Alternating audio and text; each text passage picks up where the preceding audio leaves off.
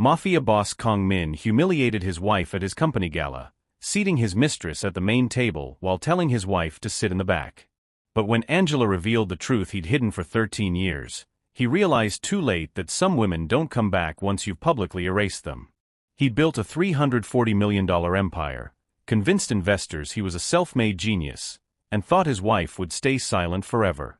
Then she stood in front of 200 witnesses and revealed she owned 52% of his company, that every dollar of his so-called success came from her family's money. And suddenly the man who'd spent years making her invisible was begging her not to destroy him. Turns out you can't gaslight, manipulate, or erase your way back into the life of a woman who'd already decided you don't deserve her anymore. Take a second to like this video and subscribe if you haven't already. Leave a comment with your location and the current time where you are. I always find it fascinating to see where these stories end up landing. Angela stood in front of the full-length mirror in her bedroom, her emerald gown hanging perfectly still against her body. She'd lost 43 pounds in 6 months, not for Kong Min, though everyone assumed that's why she'd done it. The truth sat heavier than the weight she'd shed. She'd done it to see if she could still discipline herself, still control something in a life that had spiraled so far beyond her grasp that some mornings she woke up uncertain whether she was living or just existing in the shape of a life. Her phone buzzed on the dresser. Kong Min's name flashed across the screen, but she didn't reach for it. Whatever he wanted could wait. Tonight was his company's annual gala, the event he'd been obsessing over for weeks, the one where he'd parade his success in front of investors, board members, and every competitor who'd ever doubted him. She'd been to 17 of these dinners over their 18-year marriage, back when he still introduced her as the woman who believed in me before anyone else did. That was before their daughter died. Before grief had transformed her from partner into burden, from wife into ghost haunting rooms he no longer wanted to enter. The phone buzzed again. Then again. Angela picked it up. 3 messages, each one a variation of the same command: running late. Just meet me there. Don't be early. Don't be early. Don't make a scene. Don't remind anyone that Kong Min, self-made tech mogul, had a wife who didn't fit the image he'd spent the last 3 years carefully constructing. She set the phone down with the kind of gentleness that comes from practice, from years of converting rage into stillness, because rage, she'd learned, only gave him permission to call her unstable. The emerald gown had cost $3,200. She bought it with money from an account Kong Min didn't know existed, one of 17 accounts he didn't know existed, holding assets he'd never thought to question because he'd stopped seeing her as anything more than an accessory that had outlived its aesthetic purpose. The car service arrived at 6:47 p.m. Angela slid into the back seat, and the driver, a man named Marcus who'd been driving her for 4 years, met her eyes in the rearview mirror with something that looked like concern.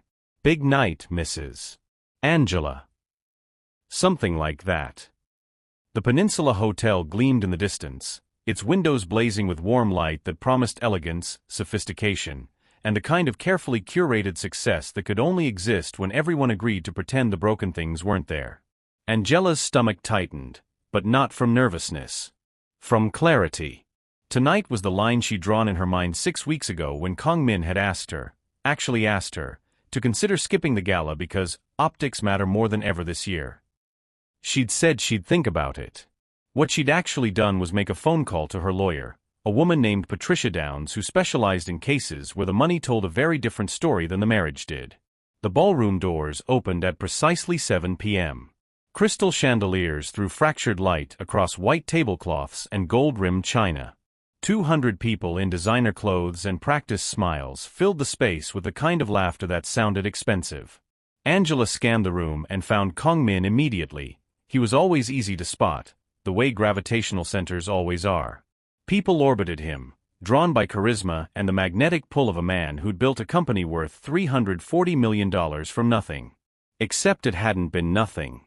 Angela remembered the $2.7 million she'd quietly funneled into his first failed venture, back when banks had laughed him out of loan offices. She remembered the $4.1 million that had saved him during the 2015 cash crisis he'd never publicly acknowledged. She remembered every wire transfer, every bridge loan, every investment she'd made while he told investors he'd bootstrapped his way to success. Kong Min's hand rested on the small of someone else's back. A woman in red, mid-20s, blonde, The kind of beautiful that required professional maintenance and looked effortless anyway. She laughed at something Kong Min said, tilting her head in a way that suggested this wasn't their first conversation. Or their 10th. Angela's heels clicked against marble as she crossed the ballroom. Faces turned. Conversations paused mid-sentence. She watched recognition flicker across Kong Min's face, followed immediately by something that looked like panic before he smoothed it into the expression he wore for board meetings. Controlled, pleasant, utterly unreadable. Angela. Her name came out flat, a statement rather than a greeting. I didn't think you were coming. You invited me. She smiled, and it felt like putting on armor. I'm your wife. The woman in red looked between them, confusion pulling at the corners of her perfectly lined lips. Kong Min's jaw tightened in that telltale way that meant he was calculating, running scenarios, determining the least damaging path forward. Cassidy, this is Angela. Angela, this is Cassidy Barnes. She's our new director of marketing. Cassidy extended a hand that sparkled with a bracelet Angela recognized. She'd seen Kong Min's credit card statement 3 weeks ago, $18,000 at Cartier, charged the same day he'd told Angela they needed to tighten our personal budget. Angela shook Cassidy's hand. Her grip was firm, professional, utterly unaware that she was wearing evidence of a lie. It's lovely to meet you, Angela said, releasing Cassidy's hand. The bracelet caught the light again, throwing tiny rainbows across the white tablecloth. Kong Min cleared his throat. Angela, why don't you find your seat? I need to finish greeting some people. Of course. She turned toward the main table, the one positioned dead center under the largest chandelier, the one reserved for Kong Min and his most important guests.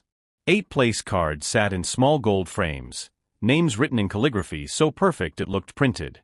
She scanned them twice, then a third time, certainty settling into her bones like ice water. Her name wasn't there. Kong Min. Cassidy Barnes. Robert Thurman, lead investor. Patricia Wong, CFO. David Martinez, board chair. Jennifer Liu, VP of operations. Michael Foster, chief technology officer. Thomas Wright, legal counsel. Every seat filled. Every seat accounted for. Every person essential to the image Kong Min had built. And Angela, who had made it all possible, didn't have a place. She felt it before she understood it. The shift in the room, the way conversations dropped to whispers, the way eyes that had been politely averted suddenly fixed on her with the intensity of people witnessing something they'd later describe to friends. This wasn't an oversight. This was a message delivered in seating arrangements and the careful absence of her name. Angela turned back to Kong Min. His face had gone carefully blank, the expression of a man who'd already made his choice and was now committed to seeing it through regardless of cost. There's been a mistake, she said quietly. Not asking. Stating. There are other tables. Kong Min gestured vaguely toward the back of the ballroom where smaller tables huddled in the shadows, filled with mid-level employees and plus ones who didn't warrant proximity to power. Marketing team is at table 7. I'm sure they'd love to have you. Cassidy's hand had moved to Kong Min's arm. The touch was familiar, proprietary, the kind of casual intimacy that doesn't develop in boardrooms or professional settings. Angela watched Cassidy's thumb brush against Kong Min's sleeve, once, twice, and understood that this wasn't new. The affair had roots, history, patterns that had been growing in the dark while Angela had been managing portfolios and convincing herself that grief was the only thing broken in their marriage. Table 7, Angela repeated. The words tasted like metal. It's just logistics, Angela. Don't make this into something it's not. Kong Min's voice had dropped into the tone he used when he wanted to sound reasonable, the one that implied she was being hysterical for having feelings about being erased. A man in a server's uniform appeared at Angela's elbow, holding a tray of champagne flutes. She took one, more for something to hold than any desire to drink. The glass was cold against her palm, solid, real, an anchor point in a moment that felt increasingly surreal. Logistics, she said softly. Right. People were staring now without pretense. Robert Thurman, the man who'd invested $45 million into Kong Min's company after Angela had personally called in a favor from her father's golf partner, Looked like he'd bitten into something sour. Patricia Wong had her phone out, typing rapidly, probably already messaging someone about the scene unfolding in real time. This was the kind of story that would make it to industry blogs by morning. Tech CEO's wife denied seat at company gala. But that wasn't quite accurate. Angela hadn't been denied a seat. She'd been assigned one, far enough away that her presence wouldn't contaminate the narrative Kong Min wanted to sell tonight. Kong Min leaned in close enough that only she could hear. You could have stayed home. I gave you that option. You told me not to come. I suggested. You told me. Angela's voice didn't rise. Years of practice had taught her that volume wasn't necessary for truth to land. You've been telling me a lot of things lately, Kong Min. That we needed to reduce expenses. That the business was struggling. That we couldn't afford the lifestyle we'd been maintaining. Something flickered in Kong Min's eyes. Not guilt. He'd burned through his capacity for guilt somewhere between the third lie and the 100th. This was closer to concern, the first hint that this conversation wasn't going to follow the script he'd anticipated. This isn't the time or place, he said. No. Angela took a sip of champagne.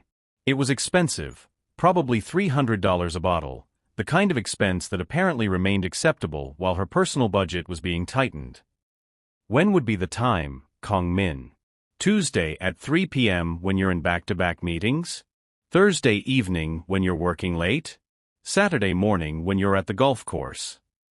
Cassidy had stepped back, creating distance from whatever was unfolding between them. Smart girl. Angela almost felt sorry for her, almost but not quite. Cassidy had made choices too, choices that involved Cartier bracelets and borrowed husbands and hands that rested too comfortably on another woman's spouse. We can discuss this at home, Kong Min said through a smile that didn't reach his eyes. Several board members were watching now, their conversations abandoned in favor of the drama playing out at the center table. Actually, Angela said, I don't think we can. She set her champagne glass on the table, right next to Cassidy's place card. The base made a soft click against fine china, a small sound that somehow carried weight in the suspended moment. Kong Min's hand shot out, gripping her wrist. Not hard enough to hurt, but firm enough to hold. Desperate enough to betray the fear he'd been working so hard to conceal. Don't do this, he whispered. Angela looked down at his hand on her wrist, then back up at his face. After 18 years, she knew every expression, every tell, every micro-adjustment in his features. Right now, Kong Min looked terrified. Let go of my arm, Angela said. Her voice carried across the ballroom with perfect clarity, cutting through the string quartet's rendition of Vivaldi. Conversations died completely. Even the servers stopped moving, frozen mid-step with their trays of canapés and champagne. Kong Min released her immediately, but the damage was done. 100 witnesses had just watched him grab his wife in public, watched her command him to stop, watched him comply. The power dynamic had shifted in front of everyone who mattered to his carefully constructed image. Robert Thurman rose from his seat. Kong Min, perhaps we should. Everything's fine, Kong Min said, but his voice had gone tight. Just a misunderstanding between my wife and me. Your wife. Angela smiled, and it felt like breaking glass. Yes. Let's talk about that, shall we? About what it means to be your wife. She turned to address the room, not just Kong Min. Her voice stayed calm, measured, the tone she used in boardrooms when she needed people to listen without questioning her authority. Years ago, before grief had hollowed her out, she'd been formidable in negotiations. That woman, the one she'd buried alongside her daughter, was clawing her way back to the surface now. Kong Min and I met 20 years ago. He was 26, brilliant, ambitious, completely broke. I was 24, recent MBA graduate, and I just inherited a trust fund from my grandfather, $8.3 million after taxes. She paused, letting the number land. Kong Min needed startup capital. Banks wouldn't touch him. Venture capitalists laughed at his pitch deck. So I wrote the first check. $2.7 million. Kong Min's face had gone pale. Angela, stop. The company failed within 18 months. Bad timing, worse execution, and a co-founder who embezzled $400,000 before disappearing to Costa Rica. Angela's eyes swept across the board members, watching comprehension dawn on their faces. Kong Min was devastated. He wanted to give up. I told him to try again. I wrote another check, $1.9 million this time. Patricia Wong was no longer typing on her phone.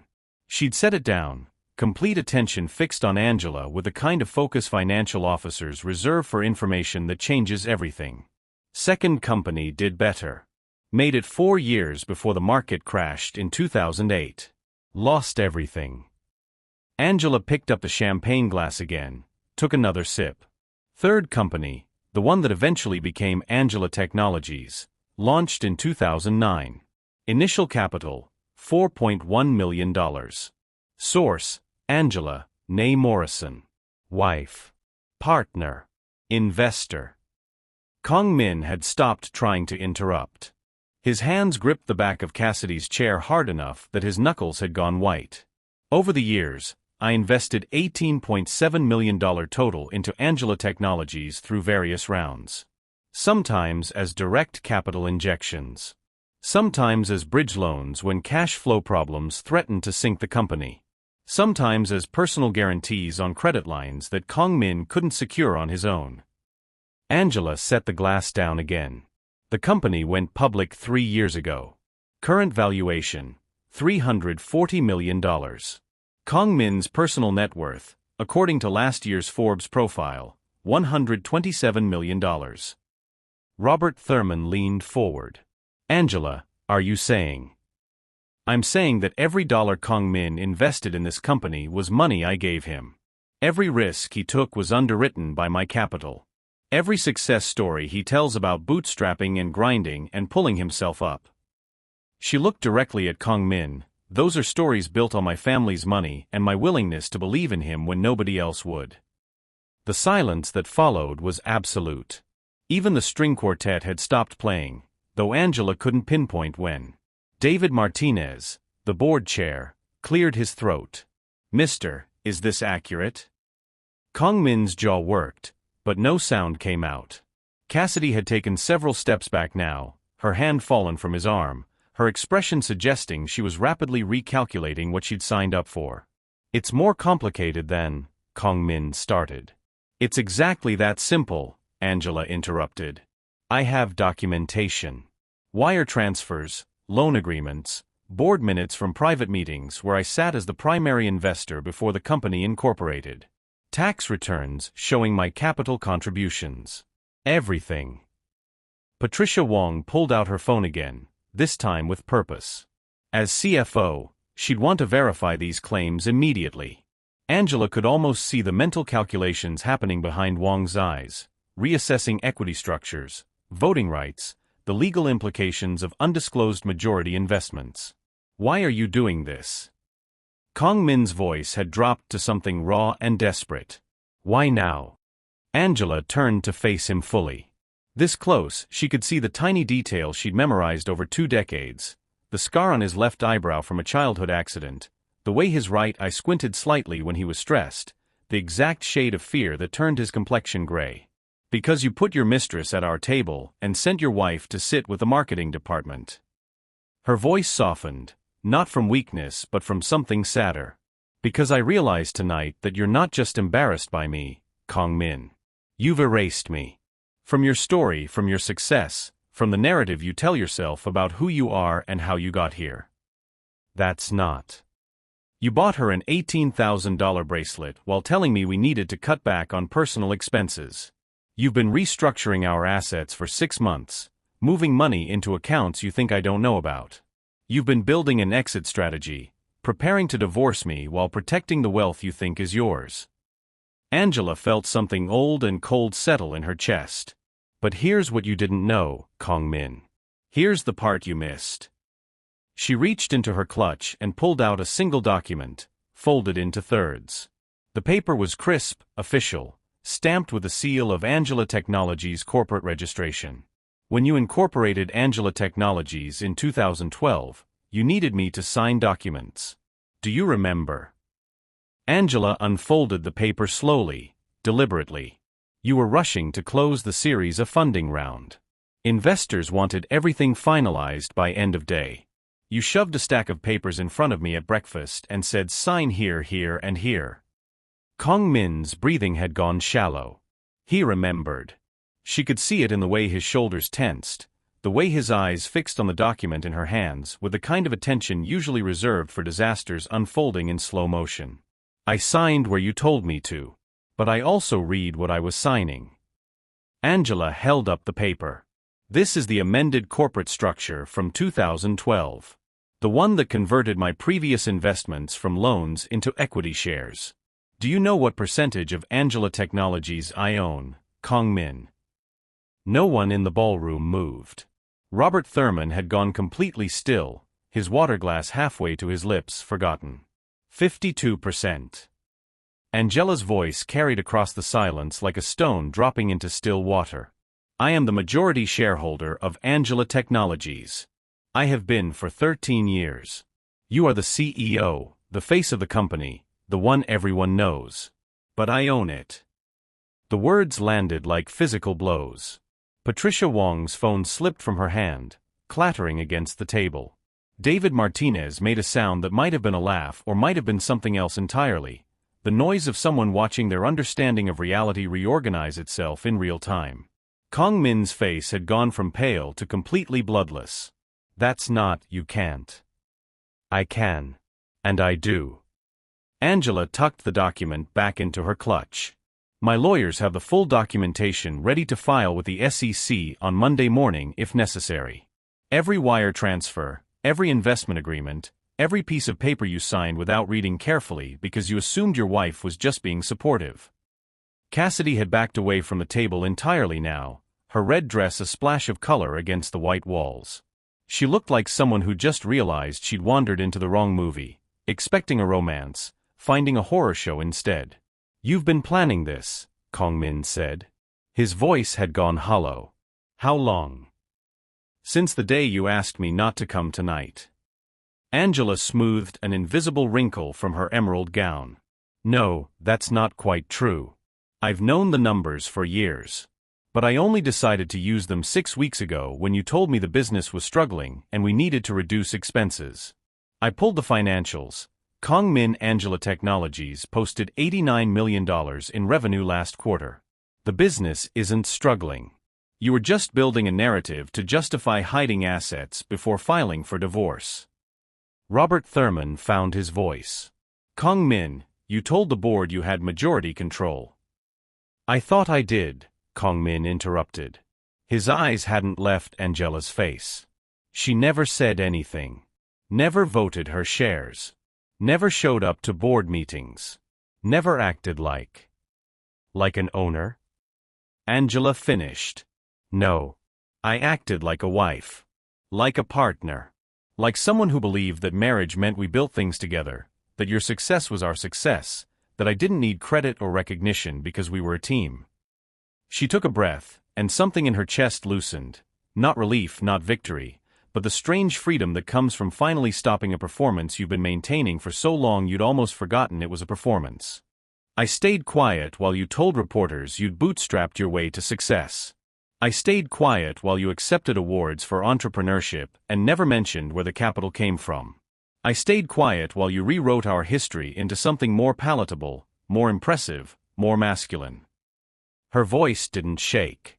I stayed quiet while our daughter died and you handled your grief by pretending I didn't exist. I stayed quiet for 3 years while you transformed from husband into stranger, while you stopped touching me, stopped seeing me, stopped acknowledging that the woman standing in your kit every morning was the same woman who'd bet her entire inheritance on your potential. Kong Min's hand reached for the table, gripping the edge like he needed it to stay upright. Around them, the ballroom had become a theater. 200 people bearing witness to the dismantling of a man who'd spent years constructing an empire on foundations he didn't own. But tonight, Angela continued, you made a choice. You brought your mistress to our table. You bought her jewelry with our money. And you told me to sit somewhere else because my presence was inconvenient to the story you're trying to tell.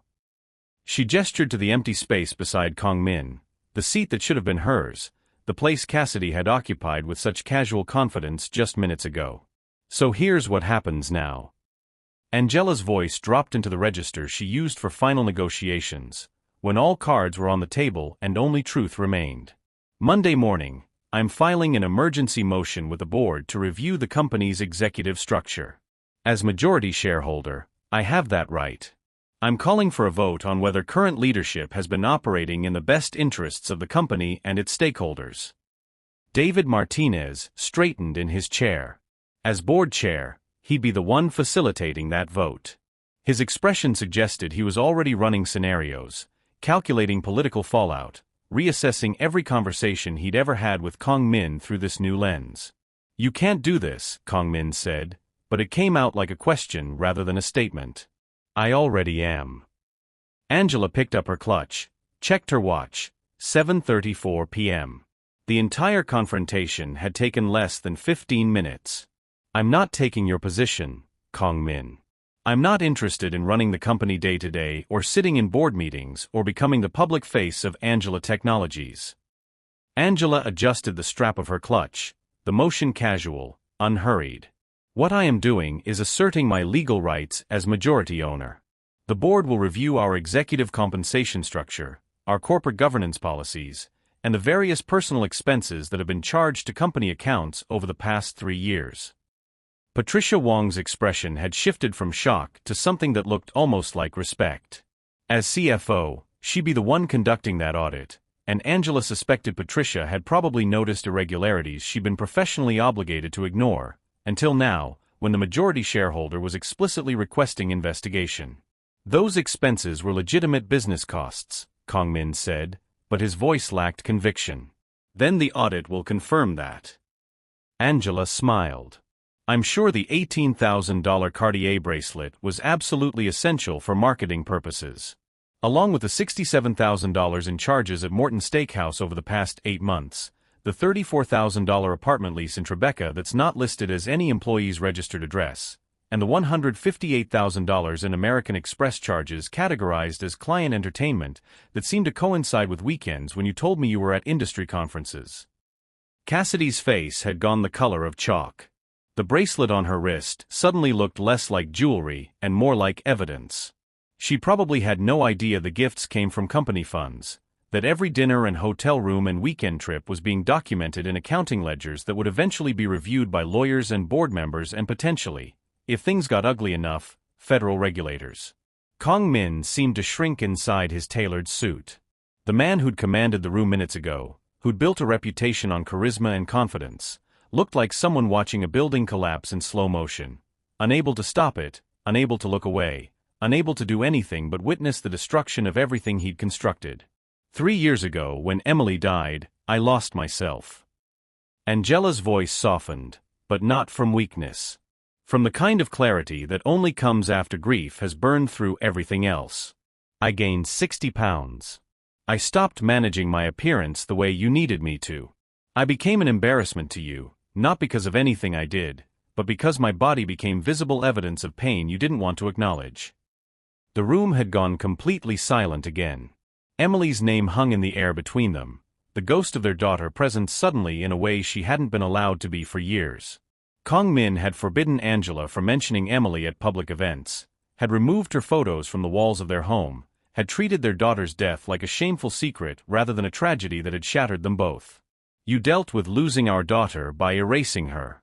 By erasing me. By building a new life where grief didn't exist and the wife who reminded you of what you'd lost was gradually written out of the story. Angela's eyes burned, but no tears fell. She'd cried all the tears her body could produce in the first year after Emily's death. Now she was operating on something harder, something that tears couldn't touch. I stayed because I thought the man I married was still in there somewhere. I stayed because I believed love could survive grief if we just held on long enough. I stayed because leaving felt like abandoning Emily's memory, like admitting that her death had destroyed us so completely that nothing could be salvaged. Kong Min's hand covered his face. His shoulders shook, but whether from anger or grief or fear, Angela couldn't tell anymore. She'd lost the ability to read him somewhere between his 1000th rejection and the moment she'd realized she was living with a stranger who wore her husband's face. But you didn't just stop loving me, Kong Min. You stopped respecting me. You stopped seeing me as a person with agency and intelligence and power. She gestured to the table, to the empty space where her name should have been. Tonight you made that disrespect public. You humiliated me in front of everyone we know, everyone whose opinion matters to your career and your reputation. You thought I'd take it quietly because I've taken everything else quietly for 3 years. Robert Thurman set his water glass down with deliberate care. Angela, I want to apologize. If I'd known. You couldn't have known, Angela interrupted gently. Kong Min has been very careful about controlling the narrative. About making sure everyone sees him as the self-made genius who built an empire from nothing. It's a compelling story. People love that story. It's just not true. She turned back to Kong Min, and for a moment, just a brief flickering moment, she felt something that might have been grief for what they'd lost, for the marriage that had existed before tragedy had cleaved it in half. I'm not doing this to destroy you, she said quietly. I'm doing this because I finally understand that staying silent was destroying me. Every day I said nothing, every moment I let you erase me from the story of what we built together, I was choosing your comfort over my dignity. I was shrinking myself to make space for your ego. And I'm done. Kong Min lowered his hand from his face. His eyes were red, his expression raw in a way she hadn't seen since the week after Emily's funeral. What do you want? He asked hoarsely. I want a divorce. The words came out clean, final. I want a fair division of assets based on what I actually contributed to this marriage and this company. I want you to sign documents acknowledging my ownership stake and my role in building Angela Technologies. And I want you to stop telling people you did this alone. Kong Min's mouth opened, but no words emerged. He looked like a man trying to solve an equation that kept changing variables, searching for the angle, the leverage, the negotiating position that might shift the outcome in his direction. But there was nothing left to negotiate. Angela had already moved all the pieces into position. This wasn't the opening of a conversation. It was the conclusion of one that had been happening in silence for 3 years. The board vote is scheduled for Monday at 9 a.m., David Martinez said, his voice cutting through the tension with professional efficiency. Angela, as majority shareholder, you have the right to call that meeting. Kong Min, I'd advise you to consult with legal counsel before Monday. Kong Min's eyes snapped to Martinez. You're taking her side? I'm following corporate governance protocol, Martinez replied evenly. If what Angela is saying is accurate, and I have no reason to doubt her, then we've been operating under a fundamental misunderstanding about the company's ownership structure. That needs to be corrected immediately. Patricia Wong was typing rapidly on her phone again, probably already messaging the company's attorneys. Her expression suggested she was less concerned about the personal drama unfolding and more focused on the legal and financial implications of having a majority shareholder they'd collectively ignored for over a decade. Angela could see the calculations happening in real time across multiple faces. These were businesspeople first, friends and colleagues second. They'd aligned themselves with Kong Min because they believed he held the power. Now that the power structure had been revealed as something entirely different, their loyalties were already shifting, not out of malice, but out of survival instinct. In corporate America, you didn't bet against the person who owned 52% of the company. Cassidy had disappeared. Angela noticed her absence suddenly. The young woman in red had somehow extracted herself from the scene without anyone noticing, probably slipping out through one of the side doors while everyone's attention was fixed on the implosion happening at the center table. Smart move. Whatever Cassidy thought she'd signed up for when she'd started an affair with her boss, it definitely wasn't this. I'm leaving now, Angela said. She directed her words to the room rather than to Kong Min specifically. I'll be available via email for any board-related communications. Patricia, I'd like to schedule a meeting with you and the auditors for Tuesday morning. David, I'll have my attorney send over the documentation you'll need to review before Monday's vote. Understood, Martinez said. Wong nodded, still typing. Kong Min finally found his voice. You're just going to walk out? After destroying everything? Angela turned back to him slowly. I didn't destroy anything, Kong Min. I just stopped pretending the destruction wasn't there. You destroyed our marriage when you decided your grief mattered more than mine.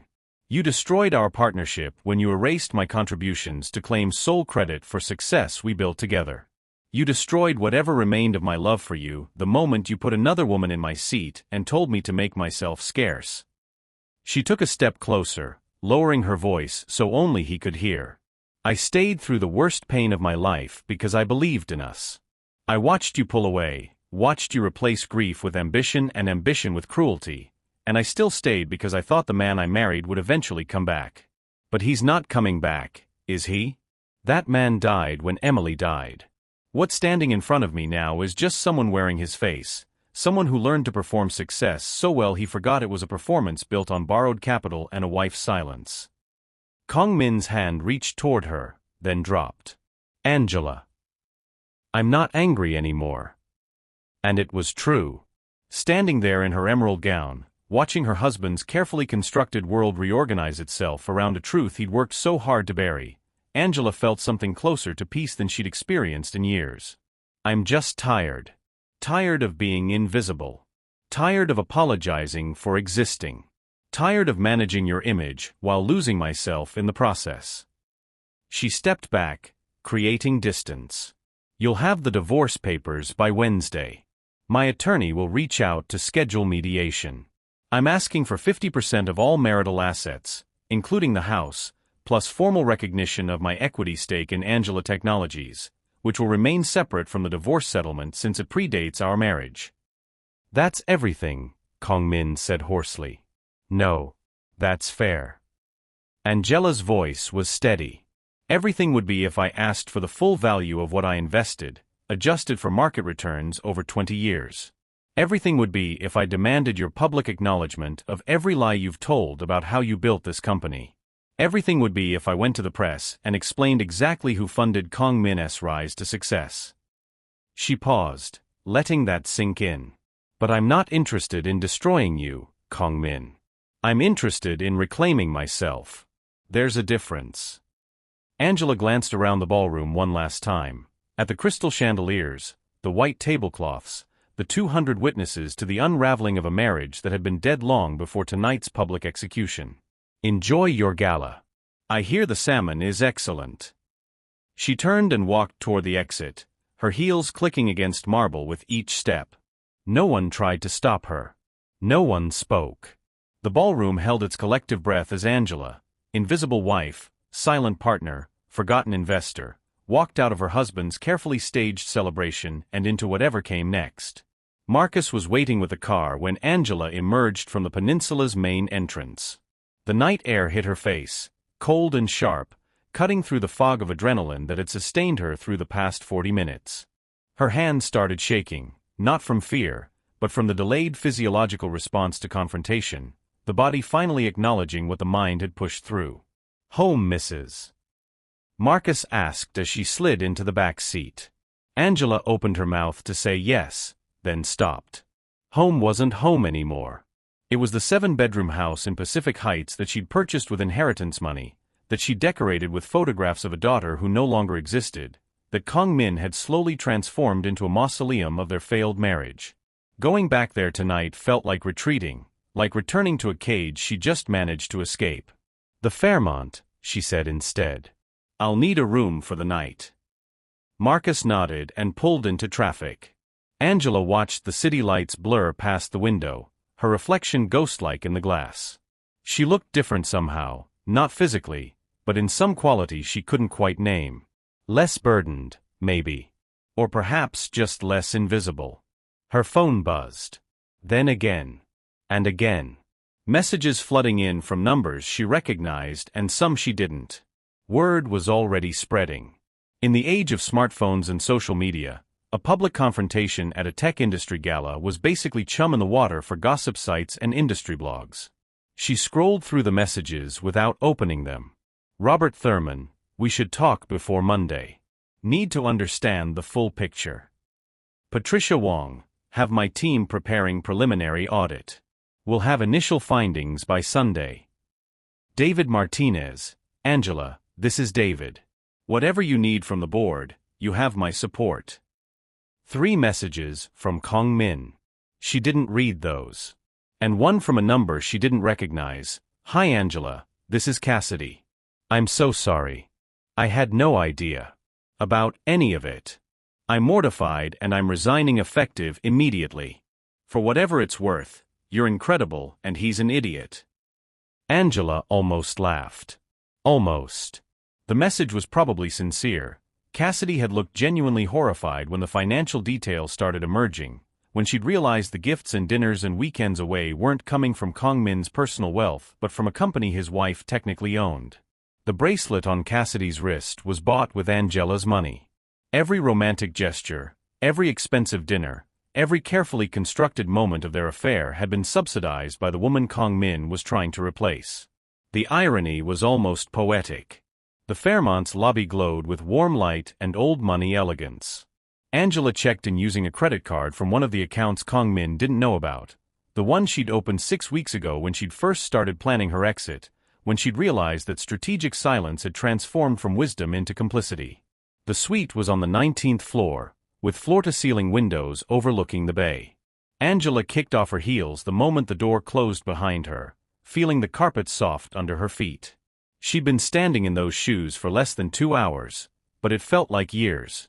Her phone rang. Kong Min's name flashed across the screen. She declined the call. It rang again immediately. She turned the phone off entirely and set it on the dresser, face down. Whatever Kong Min wanted to say could wait. Or not. She was done managing his emotions, done being the container for his pain while her own grief went unacknowledged. The mirror above the dresser reflected a woman Angela was still learning to recognize. The weight loss had changed her face, sharpened her cheekbones, made her eyes look larger somehow. But the real change was something deeper, a shift in the way she held herself, the way she met her own gaze without flinching. For 3 years, she'd avoided mirrors. Looking at her reflection meant confronting what grief had done to her body, meant seeing the visible evidence of loss that Kong Min found so unacceptable. She'd gained weight not from lack of discipline but from antidepressants and immobility, from days when getting out of bed felt like climbing mountains, from nights when eating something, anything, was the only proof she was still alive. Kong Min had watched her struggle and seen only his own discomfort. He'd suggested personal trainers and nutritionists, had left brochures for weight loss programs on the kit counter, had gradually stopped touching her until her body became a territory he no longer visited. She'd internalized his rejection, believing that her grief had made her unlovable, that her inability to bounce back quickly had driven him away. But standing here now, Angela understood something she'd been too deep in pain to see before. Kong Min hadn't left because of her weight. He'd left because her physical transformation was a constant reminder of the daughter they'd lost, of the life they'd had before tragedy had split their family in half. He couldn't face his own grief, so he'd rejected hers. And she, desperate to save a marriage that was already dead, had accepted his rejection as deserved. The woman in the mirror had survived unbearable loss. She'd kept a household running, businesses thriving, investments growing, all while drowning in grief so profound that some days breathing felt like betrayal, like continuing to live was somehow dishonoring Emily's death. She'd stayed because she'd believed love was supposed to endure through suffering. But she understood now that Kong Min's love had always been conditional. Conditional on her making him look good. Conditional on her staying small enough to make him feel big. Conditional on her grief being invisible enough not to inconvenience his ambition. Angela reached behind her back and unzipped the emerald gown. It pooled at her feet in a whisper of silk. She stepped out of it and left it there. In the bathroom, Angela turned on the shower and let steam fill the space. She stood under water hot enough to hurt, washing away the champagne and perfume and the weight of 200 people's stares. The confrontation replayed in her mind, not with regret, but with the strange clarity that comes from finally saying truths that have been festering in silence for years. She hadn't planned to reveal everything tonight. The original strategy, carefully constructed with her attorney over 6 weeks of meetings, had been more subtle: file for divorce quietly, negotiate settlement terms behind closed doors, use her ownership stake as leverage only if Kong Min refused to be reasonable. But then she'd walked into that ballroom and seen Cassidy's hand on Kong Min's arm, seen her name missing from the table, understood that Kong Min's strategy was public humiliation, make her so uncomfortable she'd leave voluntarily, make her absence look like her choice rather than his rejection. He'd miscalculated. Badly. Angela wrapped herself in the hotel's plush robe and padded back into the bedroom. Through the windows, San Francisco glittered below, billions of dollars of real estate and tech wealth concentrated in a few square miles, an entire economy built on people betting everything on ideas that might fail. The other bet, the one on Kong Min the man rather than Kong Min the entrepreneur, had bankrupted her in ways that had nothing to do with money. Her laptop was in her overnight bag, always packed for emergencies that she'd been anticipating for months without fully admitting she was anticipating them. She pulled it out and opened her email. 17 new messages in the 2 hours since she'd left the gala. She scanned subject lines. Statement from Angela Technologies Board, that was fast. Interview request, TechCrunch, predictable. Confidential discussion Forbes, interesting. Angela, we need to talk, Kong Min's personal email, which she deleted without opening. And one from Patricia Downs, her attorney, well done. Call me when you're ready to discuss next steps. In the meantime, my team is preparing for Monday. We've got everything we need. Angela closed the laptop. Everything she needed was a different question with a more complicated answer. She had documentation, legal standing, majority ownership of a company worth hundreds of millions. She had the truth on her side and witnesses to validate it. In purely practical terms, she had everything required to win whatever came next. But standing in a hotel room at 9:47 p.m., her marriage dissolved and her privacy destroyed, Angela wondered what winning actually looked like. Not the legal victory, that was straightforward, measurable, something attorneys and judges could quantify. The other kind of winning. The kind that meant building a life that felt worth living after grief had burned through everything that mattered. Emily would have been 16 next month. Old enough to have opinions about her parents' marriage, old enough to understand complexity and forgiveness, and all the ways love could fail despite best intentions. Angela wondered what her daughter would think of tonight's confrontation. Would she be proud of her mother for finally standing up? Or would she be sad that the family she'd been born into had splintered so completely that public warfare felt like the only option? The question was impossible to answer. Emily had been 13 when she died, not quite a child, not yet fully formed into whoever she might have become. Angela had spent 3 years trying to preserve her memory perfectly, terrified that forgetting any detail would mean losing Emily all over again. But Kong Min's approach had been the opposite. Erase her, move forward, treat grief like a problem to be solved through denial and distraction. Neither approach had worked. Grief didn't care about strategy. It just existed, relentless and patient, waiting for you to finally stop running and turn around to face it. Angela walked to the window and pressed her palm against the cold glass. Somewhere out there, Kong Min was probably still at the gala, trying to salvage what remained of the evening, spinning the confrontation into something manageable. Or maybe he'd left too. Maybe he was sitting in their house in Pacific Heights, finally understanding that the life he'd been living was built on foundations he'd never bothered to examine. Her phone, still powered off on the dresser, would have dozens more messages by morning. Reporters wanting statements, board members wanting meetings, friends and acquaintances wanting to know if the rumors were true. The story would be everywhere by sunrise. Tech CEO's secret benefactor revealed to be his wife. Wife owns majority stake in company. Marriage implodes at company gala. The headlines would be dramatic, reductive, designed to generate clicks rather than convey nuance. They'd miss the grief underneath the financial drama, the years of slow erasure that had led to tonight's explosion.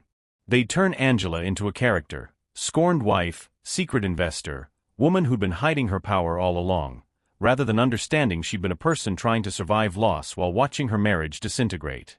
But maybe that was okay. Maybe the simplified version was what the world needed to understand the basic truth. She'd been made invisible, and now she wasn't. The details of how and why mattered less than the fact that she'd finally chosen herself over the marriage she'd been trying to save. Angela pulled the curtains closed and climbed into bed. The sheets were crisp, hotel fresh, completely impersonal. Tomorrow she'd call Patricia and start planning for Monday's board meeting. She'd figure out where to live, how to disentangle her life from Kong Min's, what it meant to be a woman starting over at 44 with more money than she needed but less clarity about who she was supposed to be. Tonight, She just needed to sleep. For the first time in 3 years, Angela closed her eyes and felt something that might have been peace. Not happiness, that would take longer, if it came at all. But peace. The peace of finally stopping, of putting down burdens she'd been carrying so long she'd forgotten they had weight. She'd survived the worst thing imaginable when Emily died. Everything else was just aftermath.